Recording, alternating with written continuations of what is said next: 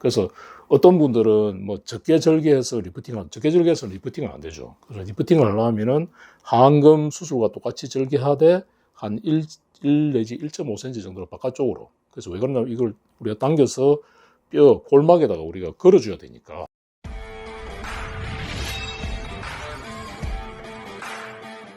원장님, 사람의 또 눈에 대한 이야기, 하안검 이야기를 해보려고 하는데요.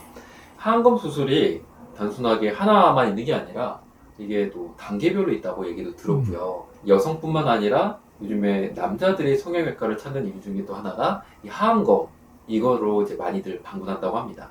이 단계별로 진행되는 하안검 수술에 대한 이야기 부탁드릴게요. 네, 하안검은 현재 이제 많은 병원들에서도 하고 있고, 저희 병원에서도 이제 리프팅 수술과 더불어서 많이 이제 수술하는 그 수술 중에 하나입니다. 그런데, 여러분들이 이제 아셔야 되는 거는 하안검 수술이라는 건 도대체 뭐냐는 걸 여러분이 아셔야 되죠. 하안검은 이제 상안검하고 반대로 눈 밑을 우리가 수술하는 거잖아요. 그죠? 그러면 눈 밑에 왜 수술을 해야 되느냐.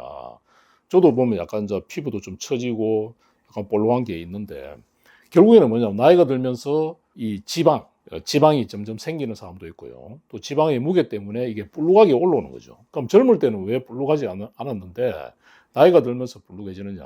나이가 들게 되면은 근육도 늘어나게 되고 또 피부도 얇아지게 된다. 그래서 20대, 30대까지는 피부 탄력이 좋으니까 이 장벽처럼 이 지방을 딱 잡고 있다 보니까 지방이 불룩하게 올라오지 않죠. 근데 어느 순간에 이게 피부가 얇아지고 근육도 늘어나고 이러다 보면은 안에 있던 게 바깥쪽으로 드러난다. 속살이 드러나는 것처럼. 그래서 이제 지방이 이제 불룩해지게 되고 또 무게에 의해서 어찌 보면 이게 또 처지게 되죠. 피부도 처지게 되고 근육도 처지게 되고. 그러다 보면은 눈가에 이제 깊은 주름이 생기게 되고 또 주름 밑으로 불룩하게 뭔가 지방이 이제 이렇게 도드라지는 그런 현상이 나타납니다. 그래서 어찌 보면 우리가 얼굴이라는 게 눈이 가장 노화에 어찌 보면 우리가 표시가 잘 나는 부위 중에 한 부위잖아요. 그죠? 그래서 보통 이제 하안검 수술을 많이 하기 위해서 병원을 이제 내원을 많이 합니다. 그런데 우리가 하안검 수술은 이 단계라는 게 저는 1단계, 2단계, 3단계, 4단계 여러 단계가 있다고 생각하거든요. 근데 왜 그러냐면은 하안검은 우리가 20, 30대 만약에 지방이 불룩하다든지 이런 경우에는 지방을 제거하고 경우에 따라서는 늘어난 피부를 약간만 정리해주면은 원래대로 돌아가는 그런 수술을 우리 1단계라고 하고요. 두 번째는 뭐냐면은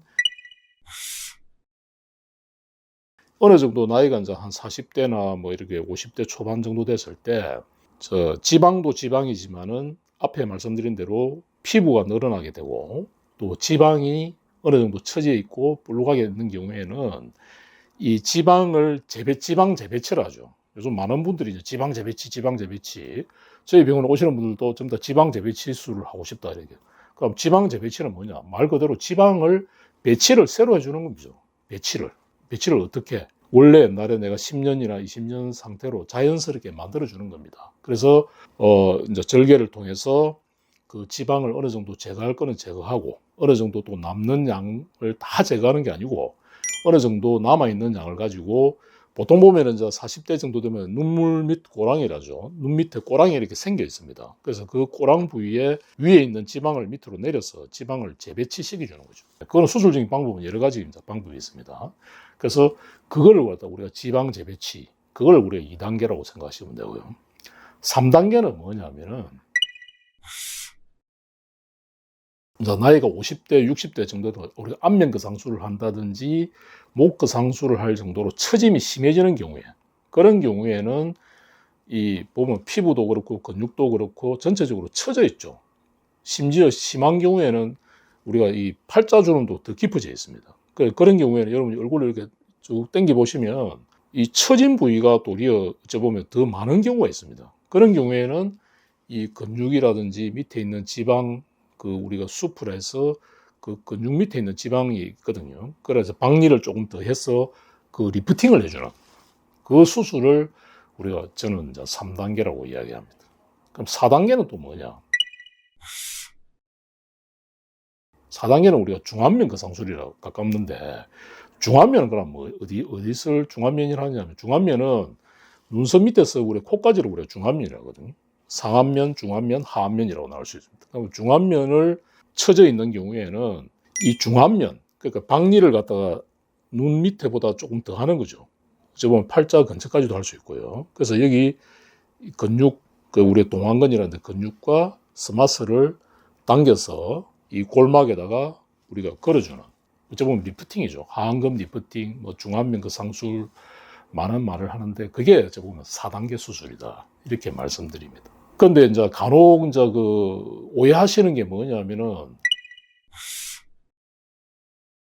똑같이 절개한 하안검 수술인데 절개 부위가 똑같거든요.